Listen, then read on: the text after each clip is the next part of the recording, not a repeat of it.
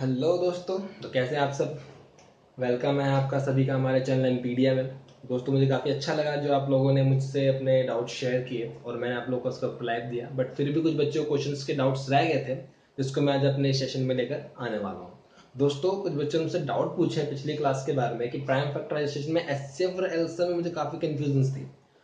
तो उस चीज़ को आज मैं थोड़ा डाउट्स को पहले क्लियर करूंगा, उसके बाद में अपनी नेक्स्ट क्लास आगे बढ़ाऊंगा। ठीक है दोस्तों, तो आइए देखते हैं, पहले डाउट्स क्लियर कर लेते हैं अपने। जो एक डाउट्स प्रथम नाम के बच्चे ने मुझसे पूछा, क्या पूछा कि 15, 24 एंड 20 का एलसीएम एंड एचसीएफ क्या होगा। ठीक है दोस्तों, हालांकि मैंने बताया था प्राइम फैक्टराइजेशन से कैसे निकाला जाता है, बट फिर भी इसमें डाउट्स थे तो मैं उसको लेकर के सामने आया हूँ। देखो दोस्तों, सबसे पहले हमें क्या करना पड़ेगा, प्राइम फैक्टराइजेशन करने के लिए उसका फैक्टर करेंगे, यानी 3 इंटू 5, 24 का factor 2 into 2 into 2, 4 8 8 3 24 and 20, 2 into 2 into 5। बच्चों आप लोगों ने जो एक चीज ध्यान से सुनी नहीं थी कि मैंने आप लोगों से कहा था कि कॉमन होने चाहिए तीनों में। कई बच्चे आप लोगों ने क्या किया कि जो दो में ही कॉमन है उसको आपने एचसीएफ में डाल दिया। नहीं दोस्तों, आप लोगों को क्या देखना है कि तीनों में जो चीज कॉमन हो वो हमारा एचसीएफ कहलाएगी। ठीक है दोस्तों, तो यहां देखें, क्या तीनों में कोई ऐसी संख्या है जो कॉमन है? क्या तीनों में कोई ऐसी संख्या है जो कॉमन है? अगर कॉमन नहीं है तो हम एचसीएफ को 1 मानते हैं। ठीक है दोस्तों, तो यानी यहां पे कुछ भी कॉमन नहीं, तो 1 1 और 1, क्योंकि 1 डजंट अफेक्ट एनीथिंग। हमारा एचसीएफ क्या हो जाएगा, 1। एंड एलसीएम की बात करें, एलसीएम की बात करें तो एलसीएम आप सभी को मल्टीप्लाई कर दो तो भी निकल जाएगा, या फिर जो कॉमन चीजें हैं उनको स्क्वायरिंग करके लिख दो तो भी हमारा आंसर निकल जाएगा। तो यहां पर आप चाहें तो 3 into 5 into 2 into 2 into 2 into 3 into 2 into 2 into 5। ठीक है दोस्तों, तो इस तरह से आप सारा मल्टीप्लाई कर दीजिए तो भी आपका एलसीएम जो आएगा वो सही आएगा, या फिर इसमें जो हमारा कॉमन दिख रहा है उनको एक बार लिख करके आप सभी को मल्टीप्लाई कीजिए तो भी हमारा आंसर, यानी कि अगर मैं इसको 2, इसको 2,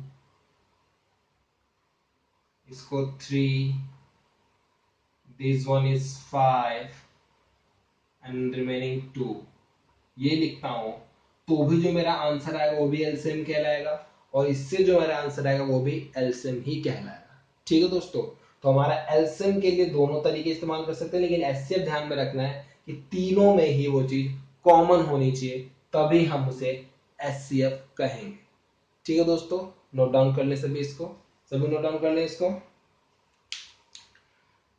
देखिए दोस्तों, आप लोग जब पूछते हैं तो इससे मेरा मनोबल भी बढ़ता रहता है, तो ऐसे ही आप लोग को जो डाउट्स है और मुझे पता लगता रहता है कि हाँ बच्चे कर रहे हैं।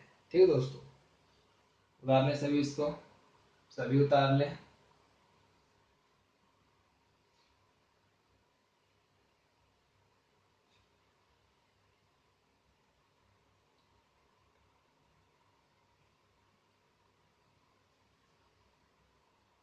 डन कर लिया होगा सभी ने, आगे बढ़ते हैं। होप बच्चों सभी के अब डाउट्स क्लियर हो चुके होंगे इस चीज को लेकर के।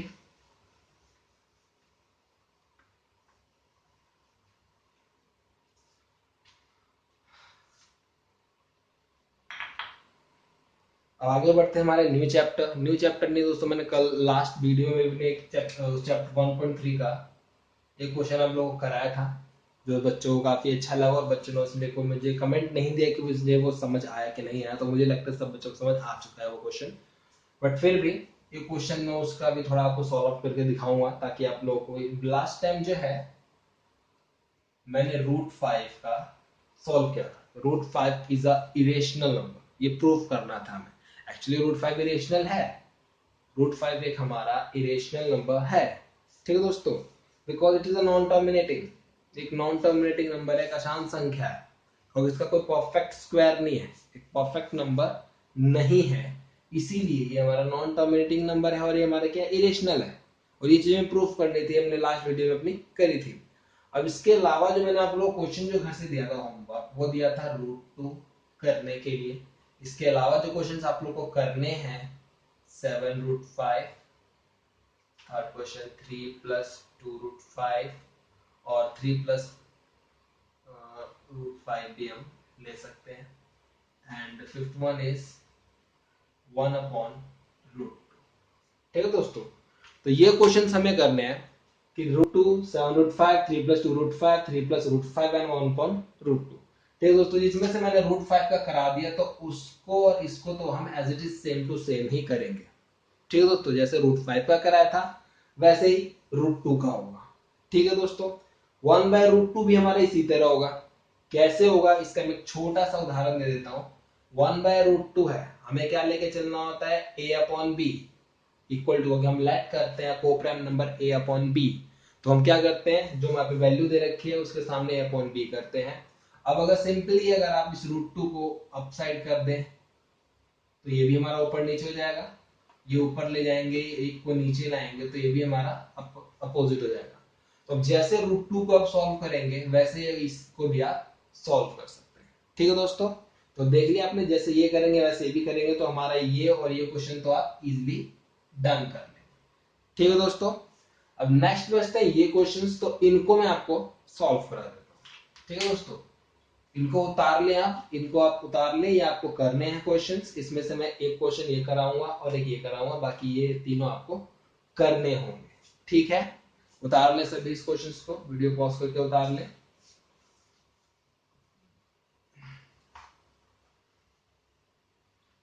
आइए दोस्तों देखते हैं हमारा क्वेश्चन 7 रूट 5। हमें प्रूफ करना है कि 7 root 5 is an irrational number, is an irrational number. Rational number means क्या होता है, एक अपरिमेय संख्या है। यह हमें सिद्ध करना है कि एक अपरिमेय संख्या है। ठीक है दोस्तों, अपरिमेय संख्या सिद्ध करना है तो मैंने आपको बताया था कि किसी चीज को प्रूफ करना है कि वही चीज एग्जैक्टली है। यानी हमें बताना है कि पत्थर एक पत्थर है तो सिद्ध करो कि भाई ये पानी नहीं है। ठीक है दोस्तों, तो हमें यही करना पड़ेगा कि अगर मुझे प्रूफ करना है कि ये इरेशनल नंबर है तो मुझे ये प्रूफ करना पड़ेगा कि रेशनल नहीं है। क्या करेंगे दोस्तों, सबसे पहले let root 7 root 5 is an rational number. माना कि 7 रूट 5 एक परमेय संख्या है। ठीक है दोस्तों, तो a एंड b, यानी कि a and b is a coprime number where b is not equal to 0। तो a और b हमारे कोप्राइम नंबर है जहां पर b जो है 0 के इक्वल टू नहीं हो सकता, क्योंकि अगर b 0 के इक्वल हो गया तो रेशनल नंबर हमारा नहीं कहलाएगा। ठीक है दोस्तों, नाउ अब ध्यान से देख लें, तो 7 root 5 is equal to a upon b, root 5 is equal to a upon 7b। अब ध्यान से देखें इधर, तो a upon 7 root b is a rational number, होता है कि नहीं होता। राइट हैंड साइड अगर आप ध्यान से देखें तो ये वैल्यू अपॉन में है, तो हम कह सकते हैं क्या, right hand side is a, right hand side 1, इसे 1 ले लेते हैं, 1 is a rational number, rational number so that root 5 is also, root 5 should be rational। देखो दोस्तों, अगर ये वैल्यू हमारी रेशनल है, अगर इस पूरी वैल्यू को मैं रेशनल कहता हूं तो रूट 5 भी तो रेशनल के इक्वल हो गया, यानी कि रूट 5 भी रेशनल हो गया। बट यहां पर आपको चीजें ध्यान में रखनी है कि ये सब कुछ हमारे गलत एग्जप्शन के कारण हुआ, ध्यान रखना। But a and b are co-prime and it is due to our wrong assumption। यह सब हमारी गलत धारणा के कारण हुआ, इसीलिए so that 7 root 5 is an irrational number। ठीक है दोस्तों, बहुत ही इजी है। रूट 5 ही हमारा थोड़ा लेंथी था बट वो भी इजी था। और ये हमारा बहुत ही इजी वे में चलेगा। लास्ट की लाइंस हमें इक्वली ध्यान रखनी है, क्योंकि इसी तरह के सभी क्वेश्चन में हमें लाइंस लिखनी पड़ेंगी। ठीक है दोस्तों, उदाहरण सभी इसको नोट डाउन कर ले सभी।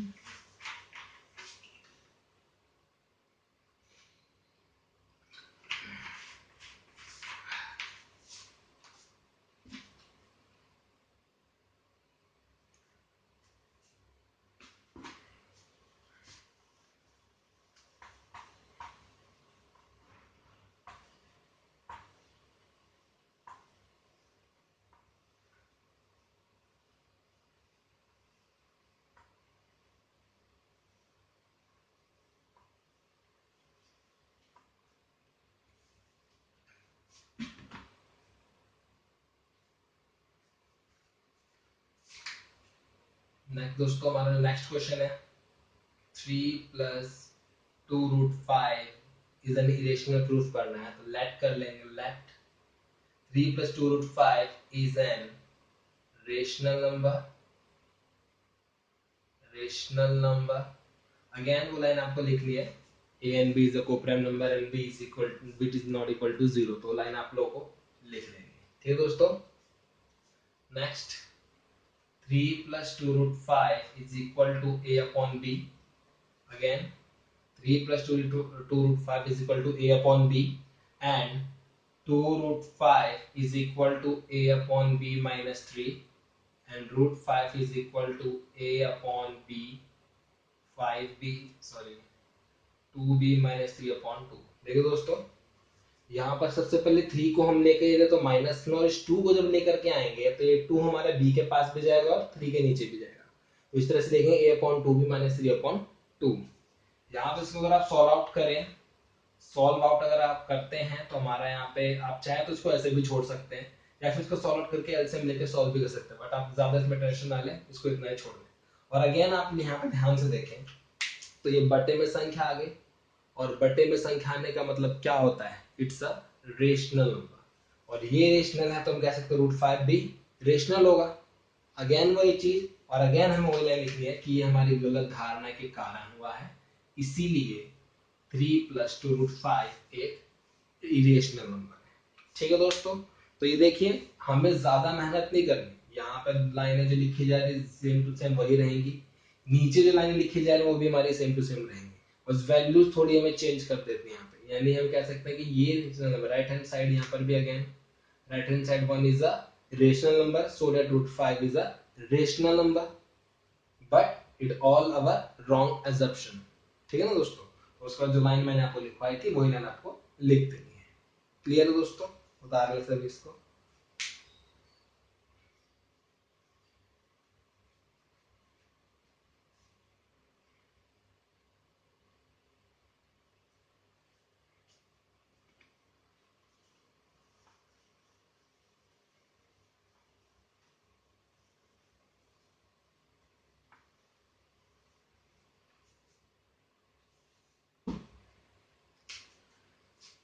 नेक्स्ट दोस्तों 1.4 क्वेश्चन नंबर 1 क्या कह रहा है, determine which one is terminating और नॉन टर्मिनेटिंग। दोस्तों हमारे कुछ नंबर दिए हैं हमारे पास, उन नंबर्स में हमें आइडेंटिफाई करना है कि कौन सा टर्मिनेटिंग है नॉन टर्मिनेटिंग है। दोस्तों ध्यान में आप लोगों को क्या रखना है, टर्मिनेटिंग नंबर वो होते हैं जो रिक्यूरिंग ना हो, रिपीटेड ना हो। ठीक है ना, यानी वो संख्या है जो पॉइंट के बाद आने के बाद भी रिपीटेड ना हो, एक निश्चित अंकों तक जाने के बाद जो स्टॉप हो जाए, जो उस पर कोई बार ना लगा हो, तो वो हमारा क्या कहलाता है, टर्मिनेटिंग। यानी सिंपल कह सकते हो कि every rational number is terminating at somehow. ठीक है ना, कुछ एक जो होता है यानी कि पॉइंट्स में वो नंबर्स जो आगे नहीं बढ़ते, पॉइंट में कुछ अंक दूरी तक जाने, कुछ डेसिमल पॉइंट्स पे जाने के बाद वो स्टॉप हो जाते हैं, वो हमारे क्या कहलाते हैं, टर्मिनेटिंग। लेकिन जो नंबर्स बढ़ते चले जाते हैं वो हमारे जो है नॉन टर्मिनेटिंग कहलाते हैं, जिनमें बार बार लग जाए या फिर जिनका कोई परफेक्ट स्क्वायर ही ना बने, परफेक्ट रूट ही ना बने, तो हमारे क्या होता है नॉन टर्मिनेटिंग में चले जाते हैं। ठीक है दोस्तों, अब यहाँ पर हमारे पास जो वैल्यूज दे रखी है जैसे कि 13/3125, दूसरा है 17/8, तो दोस्तों यहाँ पर अब इतनी लंबी डिवाइड तो करके हम देख नहीं सकते, तो इसलिए इसकी एक छोटी सी ट्रिक है। एक छोटी सी ट्रिक ये है, जैसे मैंने आपको बताया कि टर्मिनेटिंग नंबर हमारे कौन से होते हैं कि जो रिपीटेड ना हो, लेकिन निश्चित डेसिमल पॉइंट्स के डेसिमल पॉइंट पे जाने के बाद रुक जाए। जैसे कि मान लीजिए एग्जांपल दे रहा हूँ 4.123, तो यहाँ पे रुक गया, इसीलिए हमारा क्या कहलाएगा टर्मिनेटिंग। लेकिन अगर मैं 4.123 डॉट डॉट डॉट या फिर इस पे बार लगा दूं तो ये हमारा नॉन टर्मिनेटिंग हो जाएगा। ठीक है दोस्तों, अब ये सी चीज करने के लिए तो हमें डिवाइड करना पड़ेगा, लेकिन डिवाइड करने के लिए हमारे पास समय नहीं है।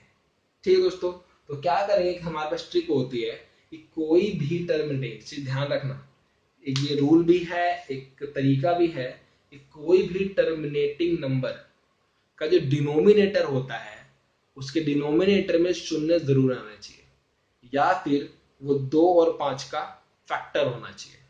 ठीक है दोस्तों, 2 और 5 के सिवा किसी का भी फैक्टर नहीं होना चाहिए। ठीक है दोस्तों, यहां ध्यान रखेंगे, इस क्वेश्चन को करने के लिए हमें बस फैक्टर पे ध्यान रखना है, डिनोमिनेटर्स के फैक्टर्स पे ध्यान रखना है। तो अगर हम डिनोमिनेटर का फैक्टर देखें, 3125 का फैक्टर अगर किया जाए तो ये जो वैल्यू हमारे पास निकल कर आ रही है, अगर आप ध्यान से देखें तो 5 की पावर 5 यानी 13.5 की पावर 5, यानी जो मैंने बताया था कि किसी वैल्यू को टर्मिनेटिंग होने के लिए फैक्टर 2 या 5 का मल्टीपल में होना चाहिए, या दोनों ही होने चाहिए साथ में, तो उसे हम कहेंगे टर्मिनेटिंग।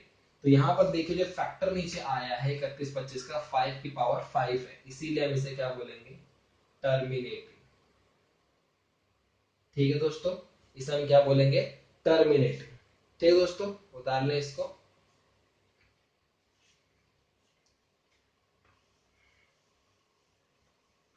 नेक्स्ट जो आप देख रहे हैं, नेक्स्ट जो वैल्यू हमारे पास है 17/8, इसमें अगर आप ध्यान से देखें तो अगर मैं 8 का फैक्टर करता हूं तो क्या आ जाएगा 2 की पावर 3।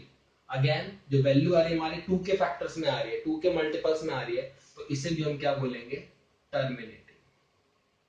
ठीक है दोस्तों, थर्ड वन जो हमारे पास है 64/455, अगर मैं 455 का एलसीएम लेता हूं तो 5 9 जा 1 और ये 13 और ये 13, यानी कि हमारे पास जो फैक्टर इसके हो रहे हैं 5 इंटू 7 इंटू 3 13।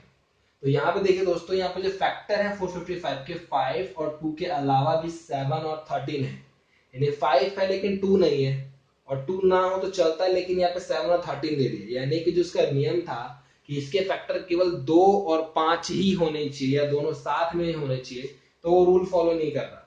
इसीलिए यहाँ पर ये जो है हमारा नॉन टर्मिनेटिंग है, यानी कि अशांत संख्या है, इन्हें हम बोलेंगे शांत, और ये भी शांत। ठीक है दोस्तों, तो यहाँ ध्यान दें, जिनके हमारे फैक्टर डिनोमिनेटर के फैक्टर अगर 2 और 5 में आते हैं तो वो टर्मिनेटिंग, अदरवाइज नॉन टर्मिनेटिंग। ठीक है दोस्तों, इसे उतार ले, मैं इसके कुछ क्वेश्चन देता हूँ, आप करना है आपको।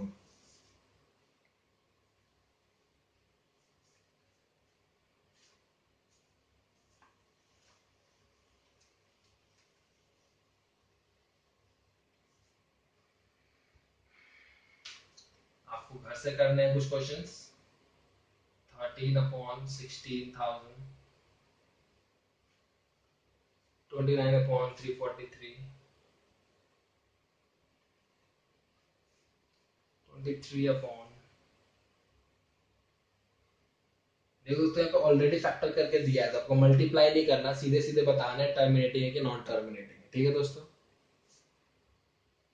7th is 129, 2 की पावर 3, 5 की पावर 2 into 7 की power 3, and 8th one is 16 की power 5, 9th one is 35 upon 50। तो ये कुछ क्वेश्चंस हैं जो आपको करने हैं, आप लोग ये होमवर्क है, इसे करके आपको लाना है। ठीक है दोस्तों, नोट डाउन कर लें इसको फटाफट।